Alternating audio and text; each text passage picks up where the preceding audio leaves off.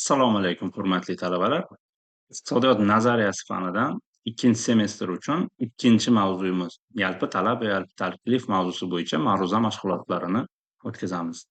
Dastlab mavzuyimizni quyidagi rejalarga bo'lib olamiz.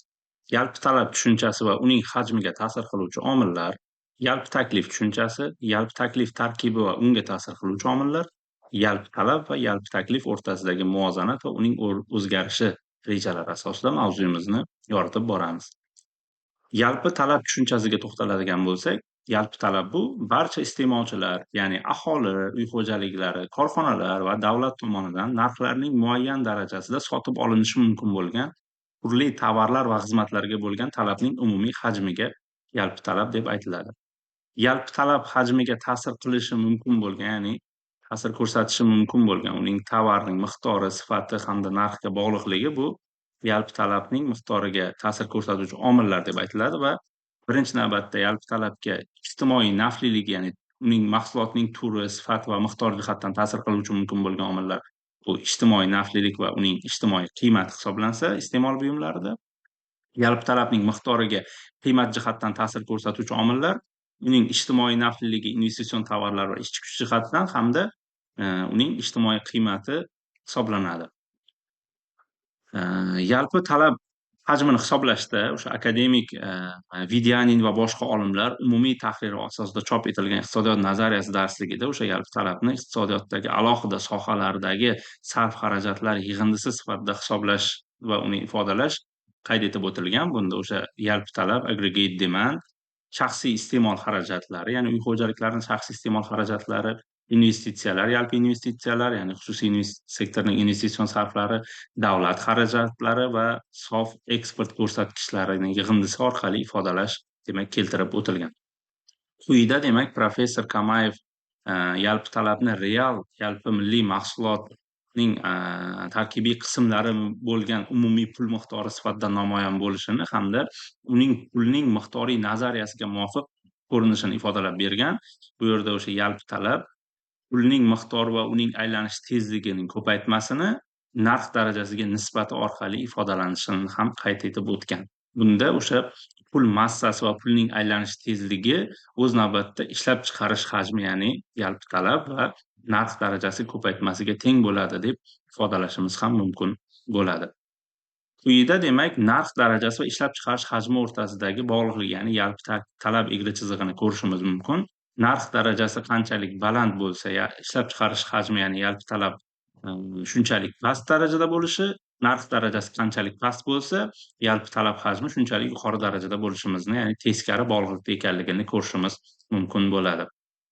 Endi yalpi talabga narx darajasiga bog'liq bo'lgan ta'sir qiluvchi omillar, bular o'sha foiz stavkasi samarasi bo'lishi mumkin. Mazkur samara o'sha mohiyati asosiy o'sha narx darajasining o'sishi bilan pulga bo'lgan talab ham ortadi hamda muomaladagi pul miqdorining o'zgarmagan hajmi sharoitida foiz stavkasining o'sishiga olib keladi hamda o'z navbatida foiz stavkasining o'sishi bo'lsa iste'mol va investitsion sarflar hajmini ham pasaytirib yuboradi.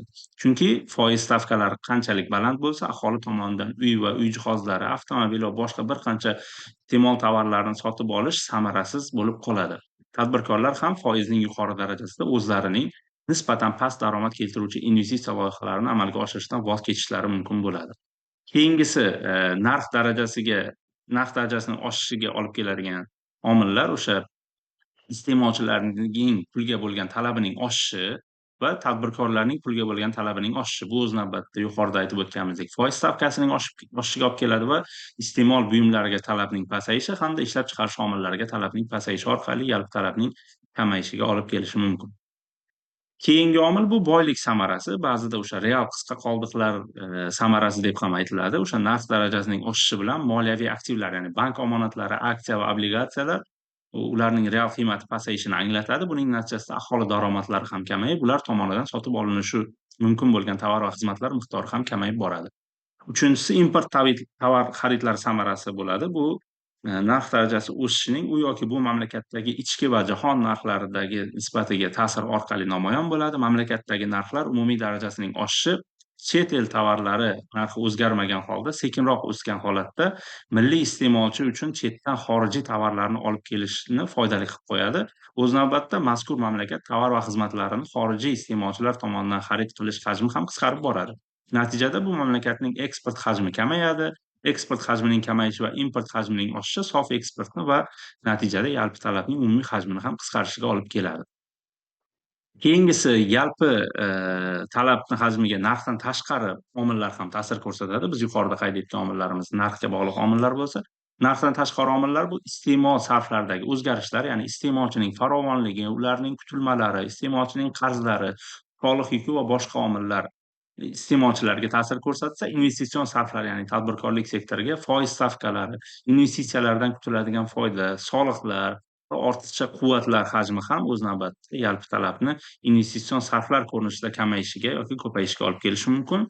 Davlat sarflariga o'z navbatida narxlarning ma'lum darajasida milliy mahsulotda davlat xaridining ko'payishi, ya'ni talabning o'sishiga olib keluvchi, bunga davlatning milliy armiyani tuzish yoki uning sonini oshirish to'g'risidagi qarori misol bo'lishi mumkin. Davlat sarflarining kamayishi yalpi talabni qisqarishiga olib kelsa, buning oshishi sarflarning yalpi talabni oshishiga olib keladi. Misol uchun yangi avtomobil yo'li qurishga davlat sarflarining qisqarishi shuning natijasida yalpi talabning ham qisqarishiga olib kelishi mumkin.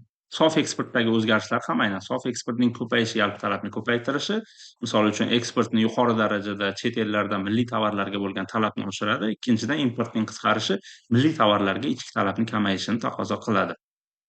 To'g'rirog'i, milliy tovarlarga nisbatan talab oshadi, import tovarlarga nisbatan talab qisqaradi. Valyuta kurslari ham o'sha boshqa valyutalarga nisbatan milliy pul kursining o'zgarishi sof eksportga va demak yalpi talabga ham ta'sir ko'rsatishi mumkin bo'ladi. Endi yalpi taklif tushunchasiga to'xtaladigan bo'lsak, aggregate supply deb aytamiz. Mamlakatda o'sha muayyan vaqtda ishlab chiqarilib, narxlarning muayyan darajasida sotishga tayyor turgan, o'zining ijtimoiy nafliligi, turlari, sifati, miqdori va ijtimoiy qiymati bo'yicha shu davrdagi talabga javob beradigan barcha tovar va xizmatlar hajmi yalpi taklif deb aytib o'tiladi. Yalpi taklifni demak, turlari o'z navbatida o'sha ijtimoiy naflilik jihatdan, tovarning turi, miqdori va sifat jihatdan iste'mol tovarlari va xizmatlari ijtimoiy naflilikka va ijtimoiy qiymatiga ega. Shuningdek, ijtimoiy qiymat jihatidan investitsiya tovarlari va ish chiqishi sifatida bu ham o'z navbatida ijtimoiy naflilik va ijtimoiy qiymatga ega hisoblanadi. Yalpi taklif egri chizig'i 3 xil oraliqda o'rganiladi. Bu birinchi oraliq bu yotiq gorizontal kesma, bu Keynes kesmasi ham deb aytib o'tiladi. Bunda o'sha narxlar darajasi o'zgarishsiz qolgan holatda ishlab chiqarish hajmi oshishi yoki kamayishi mumkin. Ikkinchi oraliq bu oraliq kesma. Ikkinchi oraliqda narx darajasi oshishi bilan ishlab chiqarish hajmi ham, yalpi taklif hajmi ham oshishi yoki narx darajasi tushishi natijasida ishlab chiqarish hajmi ham pasayishi, yalpi taklif ham pasayishi mumkin. Uchinchi oraliq klassik kesma, ya'ni vertikal kesma deb aytiladi. Bunda o'sha iqtisodiyot o'zining to'la bandlik sharoitiga erishgan holatda bo'lishi mumkin bu oraliqda. Bunda o'sha narx darajasining qanday o'zgarishi, oshishi ham, kamayishi ham o'z navbatida ishlab chiqarish hajmining o'zgarishsiz qolishiga. Chunki iqtisodiyot to'la bandlikda bo'lgandan keyin ishlab chiqarishning ma'lum bir pik, ya'ni cho'qqisiga erishgan va bu o'zgarishsiz qolishiga olib kelishi mumkin bo'ladi. Quyida biz yuqorida ta'kidlagan o'sha yotiq kesma, Keynes oralig'ini o'sha iqtisodiyotning tanazzul, turg'unlik paytidagi holatini aks ettirishini ko'rishimiz mumkin. Oraliq kesma bo'lsa, o'z navbatida ishlab chiqarish hajmining oshishi, narx darajasining oshishi ishlab chiqarish hajmining oshishiga yoki aksincha ishlab chiqarish hajmi qachonki narx pasayganda ishlab chiqarish hajmi ham pasayishini anglatsa, tik kesmada odatda klassik kesma iqtisodiyot o'zining to'la bandligida yoki tabiiy ishsizlik darajasiga erishgan holatda bo'lishini ko'rishimiz mumkin bo'ladi. Endi yalpi taklifga ta'sir qiluvchi omillar, hajmiga ta'sir qiluvchi omillar bular. Birinchisi o'sha resurslar narxining o'zgarishi. Bunda boshqa sharoitlar o'zgarmagan holda resurslar narxining oshishi mahsulot birligiga xarajatlarning ko'payishiga, resurs narxlarining pasayishiga, xarajatlarning kamayishiga olib kelishi mumkin va resurs narxlariga bir qator omillar ta'sir ko'rsatadi. Bunda o'sha yer resurslari, ishchi kuchi resursi, kapital, tadbirkorlik qobiliyati, import resurslari, bozordagi hukmronlik va boshqa omillar o'z navbatida o'sha yalpi taklif hajmiga ta'sir qilishi mumkin resurslar orqali. Keyingisi bu samaradorlikning o'zgarishi, ya'ni samaradorlik milliy ishlab chiqarishning real hajmini sarflangan resurs miqdoriga nisbat orqali aniqlansa, boshqacha qilib aytganda, xarajat birligiga to'g'ri keluvchi ishlab chiqarishning o'rtacha hajmi yoki ishlab chiqarish real hajmi ko'rsatkichi samaradorlik hisoblansa, uning o'zgarishi ham o'z navbatida yalpi taklifning oshishi yoki kamayishiga olib kelishi mumkin. Keyingisi huquqiy me'yorlarning o'zgarishi. Huquqiy me'yorlar yaxshilanishi, ya'ni tadbirkorlar uchun yengillik sifatida turli xil yengilliklar yoki yumshatishlar, imtiyozlar, preferensiyalar berilishi o'z navbatida yoki subsidiyalar berilishi yalpi taklifni oshirsa, teskarisi qattiq rejim qo'yilishi, soliqlarni oshirilishi yoki turli xil subsidiyalarni bekor qilinishi, davlat tomonidan beriladigan imtiyozlarni bekor qilinishi o'z navbatida yalpi taklifni qisqarishiga olib kelishi mumkin ekan. Endi yalpi talab va yalpi taklif o'rtasidagi muvozanatni biz quyidagicha, ya'ni ularning ijtimoiy qiymati va ijtimoiy nafliligi yordamida ifodalashimiz mumkin. Bunda o'sha ijtimoiy naflilik jihatidan iste'mol tovarlari va xizmatlari ijtimoiy qiymat va ijtimoiy naflilik jihatidan bir-biriga teng bo'lishi yalpi talab va yalpi taklif miqdori va shu bilan birgalikda yalpi talab va yalpi taklif miqdori investitsion tovarlar va ishchi kuchi hamda ijtimoiy naflilik jihatidan bir-biriga teng bo'lishi o'z navbatida yalpi talab va yalpi taklifning muvozanati deb aytiladi. Ya'ni shunchaki bir-biriga miqdor jihatdan tengligi emas, aynan ijtimoiy qiymat va ijtimoiy nafliligi bir-biriga muvofiq bo'lishi o'z navbatida o'sha makroiqtisodiy muvozanat modeli deb o'rganiladi. Yalpi talab egri chizig'i va yalpi taklif egri chizig'i kesishgan nuqta iqtisodiy muvozanatni ifodalaydi. Bu holatga o'sha narxning muvozanatli darajasi va milliy ishlab chiqarishning muvozanatli real hajmi orqali erishish mumkin bo'ladi. Quyida biz demak yalpi talab, yalpi taklif egri chizig'ini siljishi, ya'ni yopiq kesmadagi yalpi talab va yalpi taklif muvozanatini o'zgarishini ko'rishimiz mumkin. Demak, bu yerda o'sha keltirilayotgan holatda yalpi talab oshishyapti, ya'ni o'ngga siljayapti va bu orqali ko'rishimiz mumkinki, ishlab chiqarish hajmi, yalpi taklif ham oshadi, lekin narx darajasi o'zgarishsiz qoladi. Chunki biz buni birinchi kesma, ya'ni yotiq kesma iqtisodiyot tanazzulda yoki turg'unlik holatida bo'lganida ko'ryapmizki, narx darajasi o'zgarishsiz qoladi bu yerda. Ikkinchi yoki uchinchi kesma, ya'ni vertikal tik kesmada ko'radigan bo'lsak, bunda o'sha ishlab chiqarishga nisbatan o'zgarish bo'lmaydi. Ya'ni yalpi talabning oshishi ishlab chiqarishning o'zgarishsiz qolishiga olib keladi. Chunki iqtisodiyot o'zining to'la bandlik sharoitida bunda ortiqcha mahsulot ishlab chiqarish imkoniyati yo'q va bu orqali ko'rishimiz mumkinki, faqatgina narx darajasi ko'tariladi va bu yakunda inqirozni keltirib chiqarishi mumkin bo'lgan holat. Keyingisi bu oraliq kesmada, ya'ni o'sha yalpi ichki mahsulot, yalpi talabning oshishi o'z navbatida narx darajasini va ishlab chiqarish hajmini ham birgalikda oshishiga olib keladi. Bu yalpi talab va yalpi taklif birgalikda oshishi holatini demak aks ettiradi.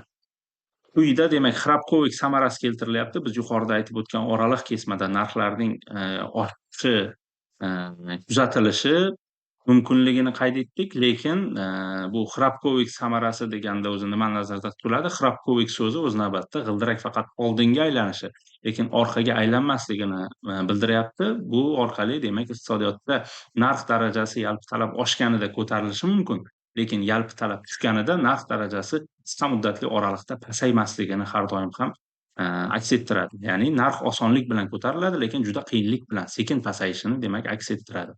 Shu orqali biz demak iqtisodiyotda yalpi talab va yalpi taklifni bir-biriga bog'liqligini tahlil qilishimiz mumkin bo'ladi.